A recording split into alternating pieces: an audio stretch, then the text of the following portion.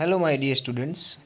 તો આજે આપણે ઇનડાયરેક્ટ સ્પીચની અંદર આવતા લેટ અને લેટ્સવાળા વાક્યોને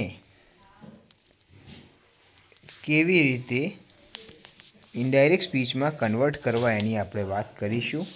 સૌથી પહેલાં આપણે એ વસ્તુ સમજીએ કે ભાઈ અહીંયા વાત કરી રહ્યા છીએ આપણે લેટ અથવા લેટ્સવાળા વાક્યો વિશે. તો એકચ્યુઅલીમાં હકીકતમાં જો આપણે જોવા જઈએ તો લેટ અને લેટ્સ એ બંને મૂળ એક જ શબ્દ છે, એલઈટી, લેટ. પરંતુ એવું કહેવાય છે કે લેટ સાથે હંમેશા કોઈ પણ સર્વનામની કર્મ વિભક્તિ જ જોડાય છે. શું જોડાય છે? કર્મ વિભક્તિ જ જોડાય છે. તો એ રીતે જો મારે લેટ સાથે આઈને જોડવું હોય તો એ લેટ આઈની જગ્યાએ થશે લેટ મી.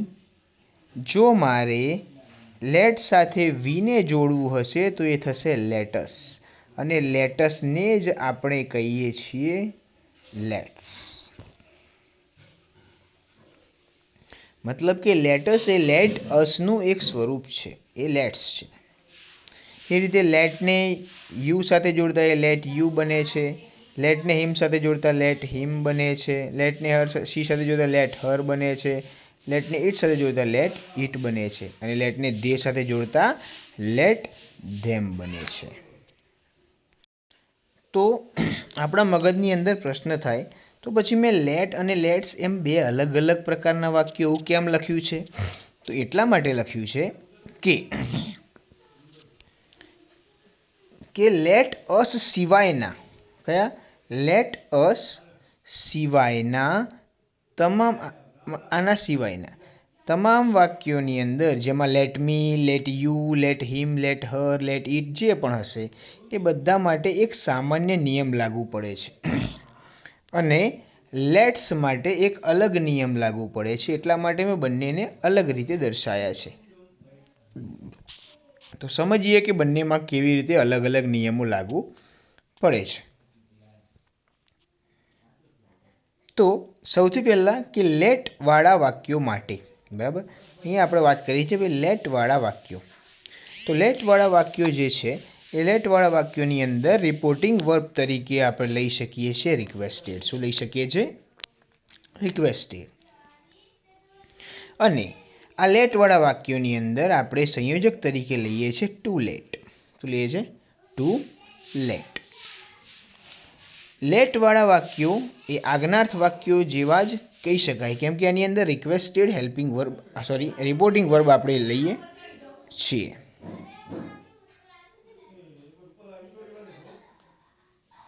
હવે સૌથી પહેલાં આપણે યાદ રાખવાનું છે, અને યાદ એ રાખવાનું છે કે જે મુખ્ય ત્રણ ફેરફાર આપણે રિપોર્ટેડ સ્પીચમાં કરીએ છીએ, સર્વનામનો ફેરફાર, કાળનો ફેરફાર અને અન્ય શબ્દોનો ફેરફાર, એમાંથી કાળના ફેરફાર માટે અહીંયા કંઈક શરત લાગી જાય છે અને કંઈક એક અડચણ ઊભી થાય છે. સૌથી પહેલાં અહીંયા એક ક્રિયાપદ આપ્યું છે. ઉદાહરણ પહેલું જ લઈએ અને એમાં એક ક્રિયાપદ આપ્યું છે મને હેલ્પ. પણ જો ધારી લઈએ કે અહીંયા લેટ નથી લખેલું તો મી હેલ્પ એવું દર્શાય. મી હેલ્પ. હા, કદાચ વાક્યની અંદર આઈ હેલ્પ એવું હોય તો એ સિમ્પલ પ્રેઝન્ટ ટેન્સનું વાક્ય, કદાચ એ સિમ્પલ પ્રેઝન્ટ ટેન્સનું વાક્ય કહી શકાય, કેમ કે સબ્જેક્ટ સાથે V1 આપ્યું છે. પરંતુ અહીંયા જે પણ સબ્જેક્ટ મી લેવામાં આવ્યો છે એ મી એની કર્તા વિભક્તિમાં નથી. યાદ રાખો, ફરી કહું છું કે સબ્જેક્ટ એની કર્તા વિભક્તિમાં નથી અને સાથે વર્બ આપેલું છે. જો સબ્જેક્ટ એની કર્તા વિભક્તિમાં ન હોય અને વર્બ એકલું જ આપ્યું હોય, ભલે બીજી કોઈ પણ વિભક્તિ હોય, કર્મ વિભક્તિ હોય, માલિકી દર્શક વિભક્તિ હોય, સંબંધક ગમે તે હોય, તો પણ આપણે એને કોઈ કાળનું વાક્ય કન્સિડર ન કરી શકીએ. અને જો એ ક્રિયાપદ કોઈ કાળ રજૂ કરતું નથી તો પછી આપણે એમાં કાળનો ફેરફાર કરી શકતા નથી. મેં જે પણ સમજાવ્યું હું ફરી એકવાર બોલું છું કે અહીંયા લેટ સાથે જે સર્વનામ આપ્યું છે એ કર્મ વિભક્તિનું સર્વનામ છે. અને જો આપણે મી પ્લસ વર્બ એટલે કે મી પ્લસ હેલ્પ લઈએ તો એ કોઈ કાળ રજૂ કરતો નથી. હા, કદાચ એની જગ્યાએ મીની જગ્યાએ એની કર્તા વિભક્તિ આઈ હોત તો આઈ હેલ્પ એ સાદો વર્તમાન કાળ રજૂ કરે છે. પરંતુ યાદ રાખો કે જ્યાં સુધી કોઈ પણ ક્રિયાપદ સાથે એનો સબ્જેક્ટ કર્તા વિભક્તિ સ્વરૂપે ન હોય તો એ ક્રિયાપદ કાળ દર્શાવતું નથી. એટલા માટે આપણે આ વાક્યમાં કાળનો ફેરફાર કરતા નથી. તો એના સિવાયના કોઈ બી ફેરફાર તમે કરી શકો છો. અહીંયા લખ્યું છે, ઉદાહરણ છે કે ભાઈ દીપ સેડ ટુ દ્રષ્ટિ લેટ મી હેલ્પ યુ. આ એક વાક્ય લખેલું છે. જોઈએ હવે આપણને ખબર છે કે ભાઈ રિપોર્ટિંગ વર્બ તરીકે આપણે રિક્વેસ્ટેડ લેવાનું છે, તો અહીંયા લખ્યું છે રિક્વેસ્ટેડ. પછી દ્રષ્ટિ લખ્યું છે. આપણને એ પણ ખબર છે કે સંયોજક તરીકે ટુ લેટ લેવાનું છે, તો અહીંયા લખ્યું મેં ટુ લેટ. હવે મી એ આપણને ખબર છે કર્મ વિભક્તિ છે. કર્મ વિભક્તિ પ્રથમ પુરુષની છે એટલે દીપ પ્રમાણે બદલાશે, તો દીપની પ્રથમ કર્મ વિભક્તિ થશે હિમ. એ રીતે યુ છે તો યુ પાછળ આપ્યું હોય એટલે કર્મ વિભક્તિ જ હોય, તો દ્રષ્ટિ પ્રમાણે બદલાશે, તો દ્રષ્ટિની કર્મ વિભક્તિ થાય હર. રાઈટ. અહીંયા મી કે કર્તા વિભક્તિ સ્વરૂપે નથી આપ્યું એટલે અહીંયા ક્રિયાપદ કોઈ કાળ રજૂ નહીં કરે, એટલા માટે આપણે હેલ્પનું હેલ્પ રાખીશું. તો આ આખું વાક્ય કંઈક આવી રીતે બને છે કે Deep requested Drishti to let him help her. So simple is that. એ જ રીતે બીજું વાક્ય આપ્યું છે કે Neha said to Meena let you grant me leave please.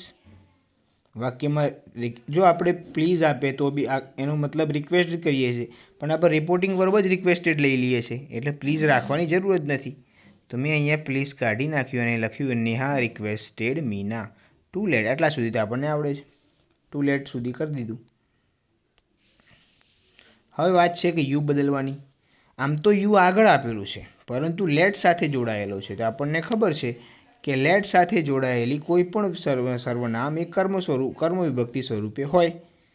તો મીનાની કર્મ વિભક્તિ તરીકે આપણે લઈશું હર, તો હરનું હર થઈ ગયું. મી કર્મ વિભક્તિ બોલનાર પ્રમાણે એટલે નેહા, એની કર્મ વિભક્તિ થાય હર. ચલો લીવનું લીવ. મૂળ વાત આવી ક્રિયાપદ. તો અહીંયા જે યુ છે એ દેખાય છે કર્તા વિભક્તિ પણ વાસ્તવમાં લેટ સાથે જોડાયેલું છે એટલે કર્મ વિભક્તિ છે. એટલા માટે આ ગ્રાન્ટ ક્રિયાપદ કોઈ કાળ દર્શાવતું નથી અને એટલા જ માટે એ જૈસે થે એટલે કે એ જ સ્વરૂપે રહેશે. બહુ સરળ વસ્તુ છે કાળનો ફેરફાર. એવું ગોખી મારવાની જરૂર નથી કે ભાઈ લેટવાળા વાક્યોમાં કાળનો ફેરફાર નથી કરવામાં આવતો. એક સિમ્પલ વાક્ય કીધું કે કોઈ પણ ક્રિયાપદ કોઈ કાળનું વાક્ય ક્યારે કહેવાય, તો જ્યારે એક વાક્યમાં એક સબ્જેક્ટ હોય કે જે કર્તા વિભક્તિ સ્વરૂપે હોય અને એની સાથે ક્રિયાપદ જોડાયેલું હોય તો એને આપણે કોઈ કાળનું વાક્ય કન્સિડર કરી શકીએ છીએ. બરાબર, એવું યાદ રાખવાનું. હવે એ રીતે આપણે એક બીજો પ્રકાર લઈએ છીએ જે એના જેવો જ છે, જેને આપણે કહીશું લેટ્સવાળા વાક્યો, મતલબ કે લેટ અસવાળા વાક્યો. લેટ્સવાળા એટલે કે લેટ અસવાળા વાક્યો. હવે એના માટે આપણે શું કરવાનું છે તો જોઈએ. સૌથી પહેલાં લખે છે કે ભાઈ લેટ્સવાળા વાક્યોની અંદર રિપોર્ટિંગ વર્બ તરીકે તમારે લેવાનું છે સજેસ્ટેડ અથવા પ્રપોઝડ. એના પછી એની અંદર સંયોજક તરીકે લેવાનું તમારે ધેટ. ઓકે, હવે યાદ રાખવાનું છે કોઈ લેટ્સવાળા વાક્યમાં આઈડીએસ એટલે કે ઇનડાયરેક્ટ સ્પીચની એક અલગ વાક્ય રચના આપેલી છે. હવે અલગ વાક્ય રચના શું છે તો લખેલું છે અહીંયા કે વાક્ય રચના છે કે ધે અથવા યુ અથવા વી સાથે શુડ પ્લસ V1 અને અન્ય શબ્દો. જો ફરીથી વાક્ય રચના છે કે ધે અથવા યુ અથવા વી સાથે શુડ પ્લસ V1 અને અન્ય શબ્દો. હવે એ જ રીતે તમે વાક્ય રચનામાં સહેજ મોડિફિકેશન કરવું હોય તો એ વાક્ય રચના આ રીતે છે ધે યુ અને we should plus have plus V3.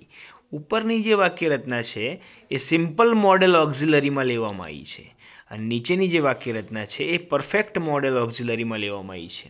એટલા માટે બંનેમાં પેલામાં V1 છે તો આમાં હેવ પ્લસ V3 છે. શોર્ટ વાક્યરચના જે છે એ પ્રમાણે તમે યાદ રાખો તો વધારે સારું રહેશે.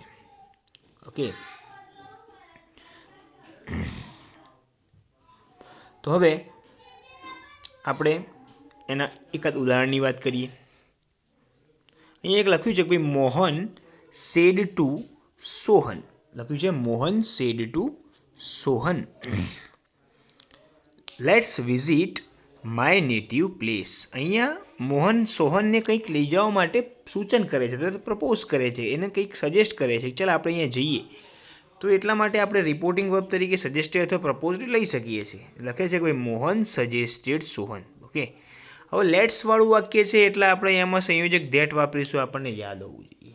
ધેટ વાળું સંયોજક બીજું ક્યાં આવ્યું હતું? તો આગળ આપણા વિધાન વાક્યોની અંદર પણ આવ્યું હતું. યાદ રાખવું, ફરજિયાતપણે દરેકે યાદ રાખવું. ઓકે, હવે વાક્યરચના પ્રમાણે દે, યુ કે વી આવશે એ મને ખબર નથી. તો સૌથી પહેલાં હું શુડ પ્લસ V1 લઈ લઈશ. તો શુડ મારું હતું એ મારા વાક્યનું ક્રિયાપદ છે વિઝિટ, એને V1 તરીકે મેં વિઝિટ લઈ લીધું.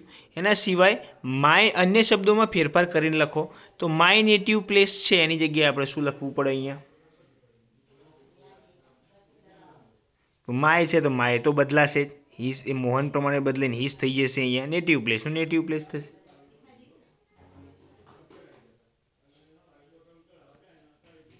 ઓકે, હવે વાત આવી મુખ્ય વાત કે દે કરવાનું, યુ મૂકવાનું કે વી. અહીંયા આપણે જોઈ શકીએ જવાબમાં મેં દે જ લખ્યું છે, પણ એ દે ક્યાંથી આવ્યો? અથવા તમે પહેલાં જોઈ શકો છો અહીંયા મેં શુડ પ્લસ વિઝિટ લખ્યું છે, તેની જગ્યાએ અહીંયા લખ્યું છે શુડ હેવ વિઝિટેડ. ઉપરવાળું સિમ્પલ મોડેલ ઓક્ઝિલરી, નીચેવાળું પરફેક્ટ મોડેલ ઓક્ઝિલરી, બંનેમાં ફરક છે. મૂળ વાત કરીએ કે દે, યુ કે વી કેવી રીતે આવશે. તો અહીંયા મેં લખ્યું છે એસ એટલે સ્પીકર, અહીંયા ભૂલ થઈ ગઈ છે, અહીંયા છે એલ એટલે લિસનર, અને લખે છે પ્રોનાઉન એટલે કે સર્વનામ જવાબ. તો યાદ રાખો કે જો તમારો બોલનાર પણ ત્રીજો પુરુષ અને સાંભળનાર પણ ત્રીજો પુરુષ, તો જવાબ આવશે તમારો દે.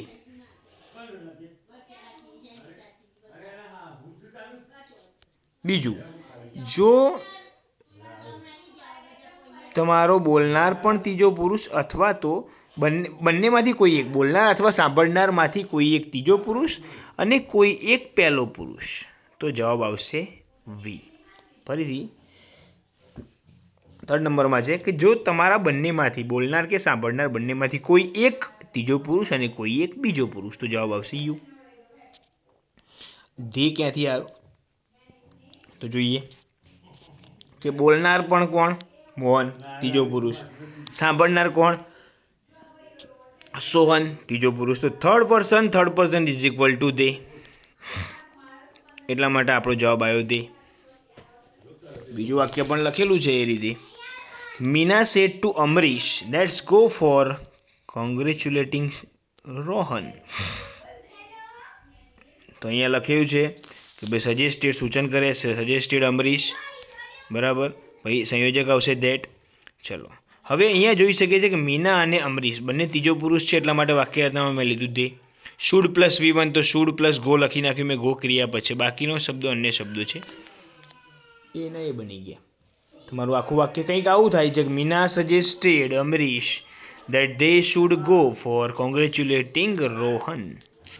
બરાબર, કંઈક આ રીતનું આ વાક્ય તૈયાર થાય છે. હવે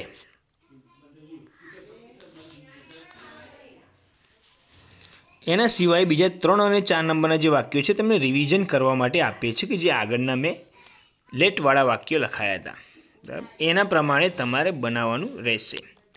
તો આજે મેં 2 પ્રકારના વાક્યો વિશે વાત કરી, લેટ અને લેટ્સવાળા વાક્યો વિશે, કે જેનું પેજ તમને મોકલી દેવામાં આવશે કે જેથી તમને વધારે સમજણ પડે અને તમે તમારા નોટબુકની અંદર લખી શકો છો.